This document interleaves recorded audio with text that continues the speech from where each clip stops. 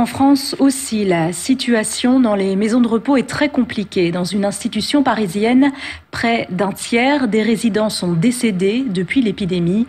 Attention, les images qui vont suivre sont particulièrement difficiles. Chantal Monet. Au Jardin des Plantes, il y a 112 résidents. Tous ont été testés. 30 sont déjà morts du coronavirus. Il y a encore 6 cas d'infection. Mais derrière ces murs du 5e arrondissement de Paris se cache une réalité à peine dissible. Qu'est-ce que vous faites dans le couloir? Ce que je fais. Oui, dans le couloir. Vous vous baladez un petit peu? Je suis perdue. Ah, vous êtes perdu? D'accord. Il n'y a personne qui vous a vu de l'étage?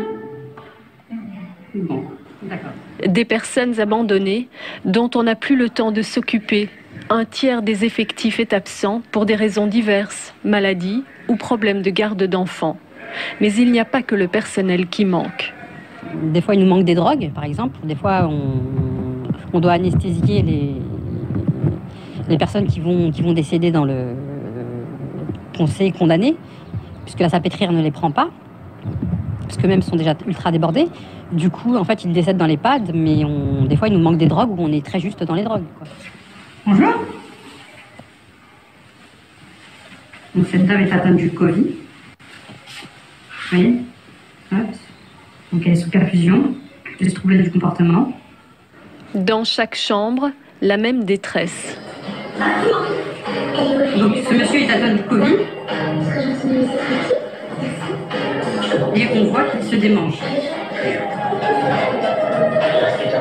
Donc on a des gens qui ont d'autres pathologies, des escarres ou des perfusions ou des alimentations GPE ou des insuffisances cardiaques, bref, qu'on a dû légèrement délaisser pour pouvoir s'occuper des gens qui avaient le coronavirus.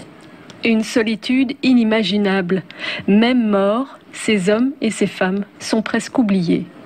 Les pompes funèbres de Paris et les privés sont ultra débordées, ce qui fait qu'on a des corps qui restent 3-4 jours dans les chambres, dans des housses à même la chambre. Enfin, voilà, il y a les odeurs, les odeurs, ça passe à travers les portes, ça traverse les murs, enfin, c'est pas évident. Et puis les services compétents qui doivent venir décontaminer, ils ont voilà les EHPAD à faire dans Paris, quoi. Au Jardin des Plantes, chacun se meurt dans l'abandon le plus total. Les personnels de soins, ils se sont sauvés. Je vous le dis tout de suite, je leur en veux pas. On leur donne rien. Pas de test, pas de gel, pas de masque, on leur donne rien. On leur dit juste venez travailler pour crever, quoi, comme les autres. Vous allez choper le virus, je vous laisse imaginer un type qui a 50 ans, qui a déjà un diabète, qui a etc. Voilà, un peu fragile, il n'a pas envie de mourir. Pourquoi vous... Voilà, c'est pas que c'est logique, c'est que c'est dramatique, c'est catastrophique, c'est catastrophique. Du coup, il y a une grosse partie du personnel qui a quitté son poste, comme ça s'est passé d'ailleurs partout, en Espagne, au Canada. Et en même temps, le Conseil d'État qui explique que non, l'État ne peut pas faire plus et que les syndicats n'ont pas à demander plus de moyens pour les EHPAD. Bien sûr, on aura rajouté du Rivotril pour tuer tous ceux qui sont malades, pour leur faciliter leur départ. Tout ceci, bien sûr, n'a pas été découvert dans un reportage de nos excellents journalistes français, mais à la télévision belge, dans l'EHPAD du Jardin des Plantes, dans le 5e arrondissement parisien. On n'a pas le droit de traiter les gens de la sorte.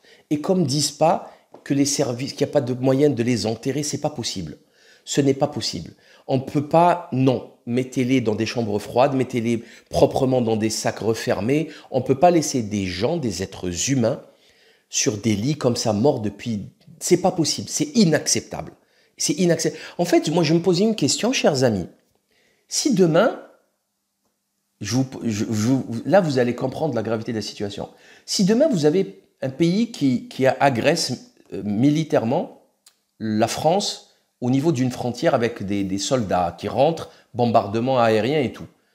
Ça va être la débandade. Il n'y a personne pour organiser la riposte, hein, je vous le dis tout de suite. C'est catastrophique.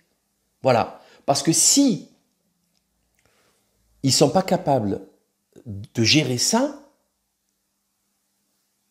ils ne peuvent pas gérer pire.